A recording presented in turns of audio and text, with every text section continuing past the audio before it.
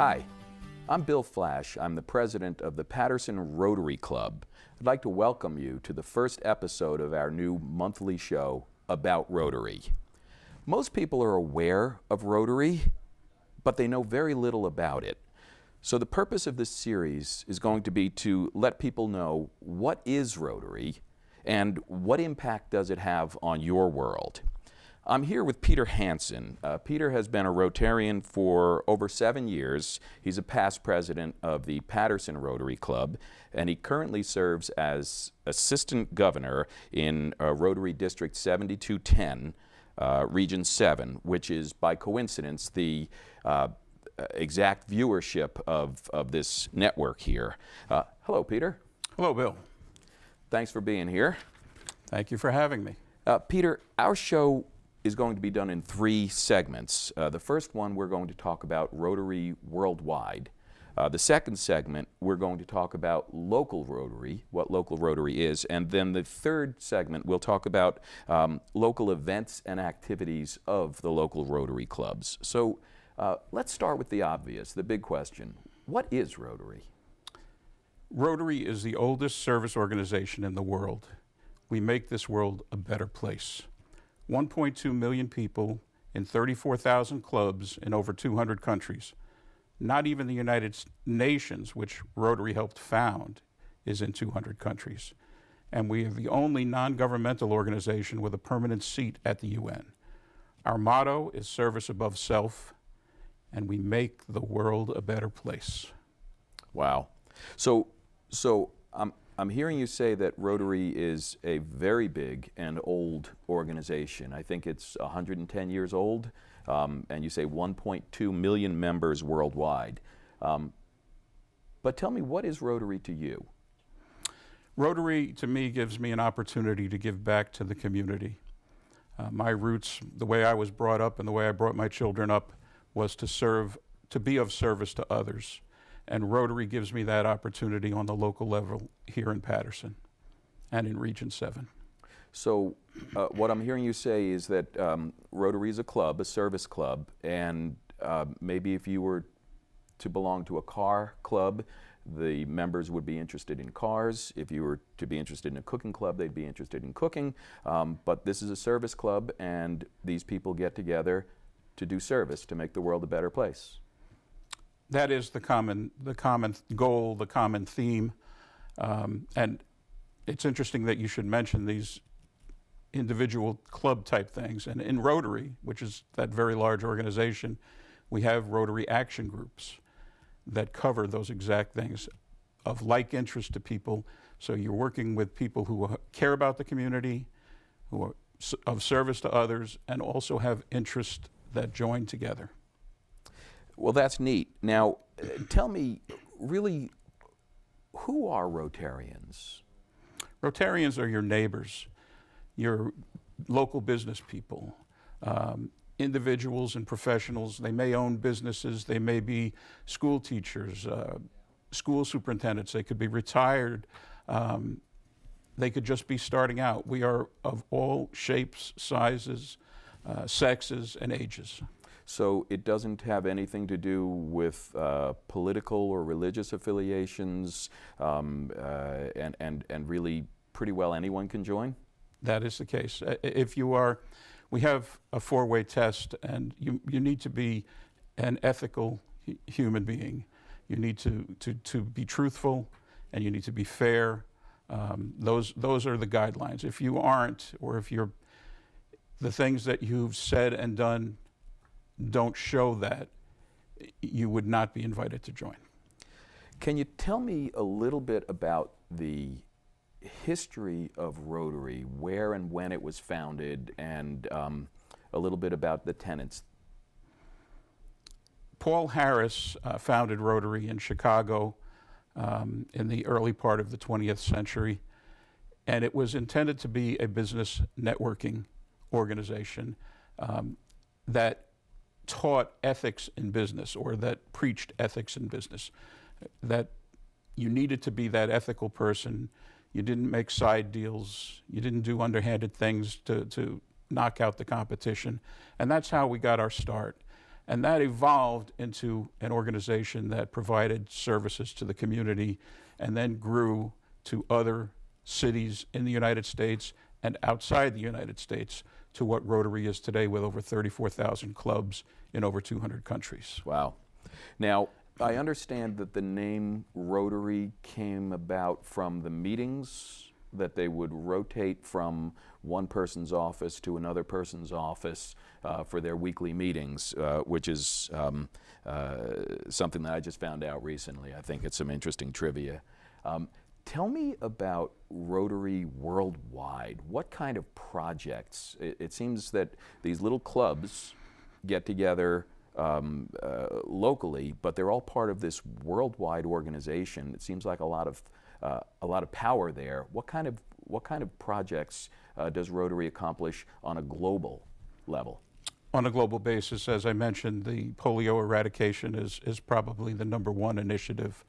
But our other areas of focus are health and sanitation and water, medical needs for individuals.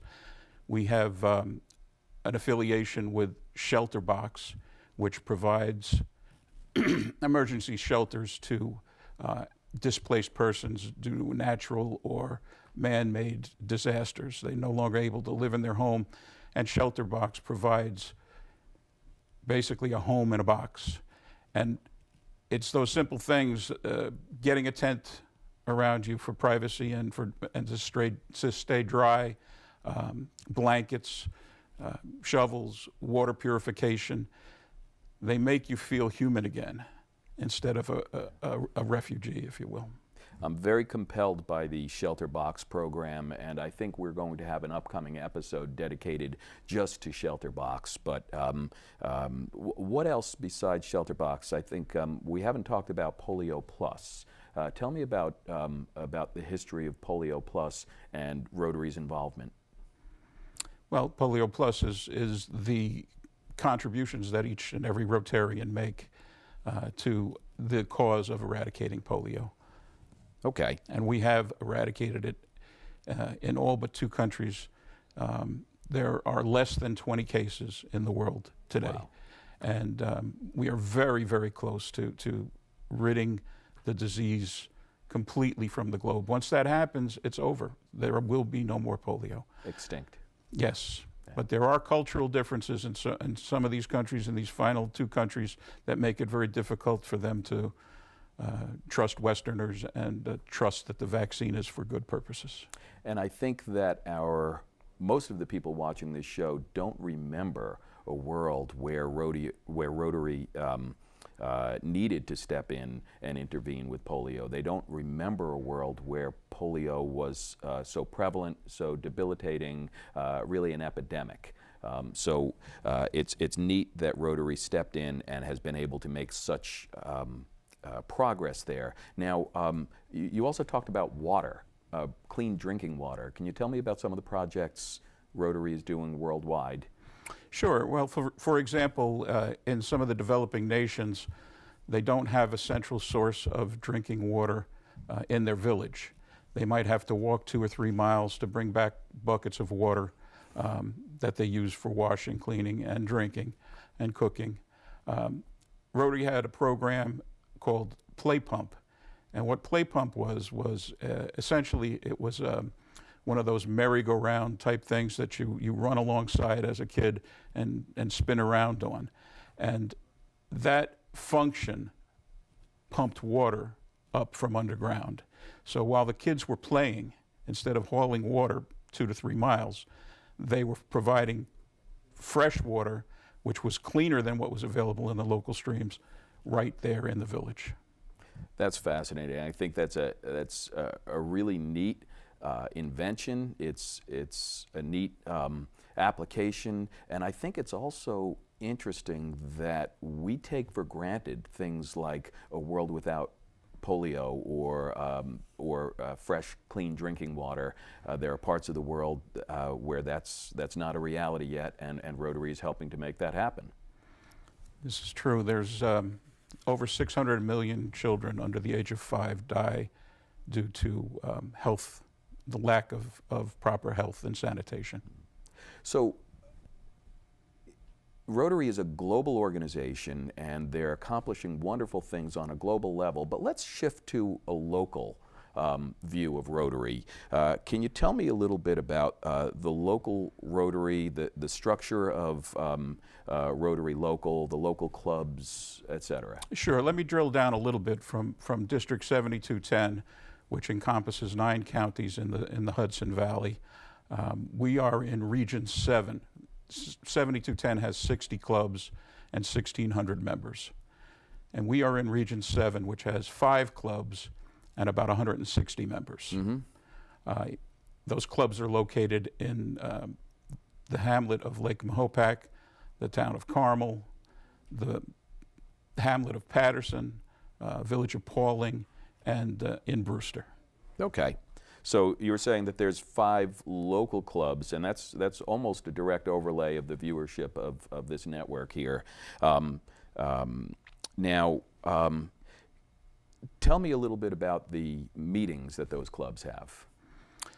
We meet weekly, several of us on Tuesdays. Patterson is a breakfast club. We meet at 7:15 in the morning at the Patterson Recreation Center off Front Street in Patterson.